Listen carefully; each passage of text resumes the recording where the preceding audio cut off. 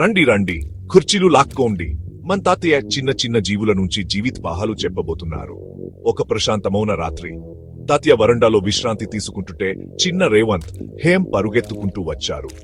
తాతయ్య, ఒక కథ చెబుతారా అని అడిగారు. తాతయ్య నవ్వుతూ, ఈ రోజు కథ కాదు, కానీ ఆసక్తికరమైన విషయం చెబుతాను అన్నారు. చూశారా చీమాలను? అవి ఎంత క్రమశిక్షతో పనిచేస్తాయో, గడిజారలాగా. కాకులవు, అవి అద్భుతమైన జట్టుగా పనిచేస్తాయి, ఒకరికొకరు సహాయం చేసుకుంటాయి. కుక్కలు నిజాయితీకి మారుపేరు. తేనెటీగలు శ్రమకు ప్రతీకలు. ప్రతి జీవి నుంచి మనం ఏదో ఒకటి నేర్చుకోవచ్చు.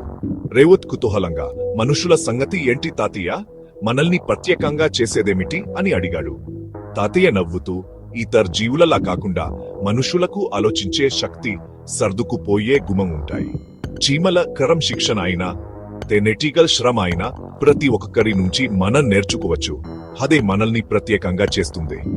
పిల్లలు చప్పట్లు కొడుతూ ఆశ్చర్యంతో కడ్డరు విప్పారారు. చాలా బాగుంది తాతయ్య. అలా తాతయ్య జికాన్వంతమైన మాటల ద్వారా ప్రకృతి తన పాహాన్ని బోధించింది.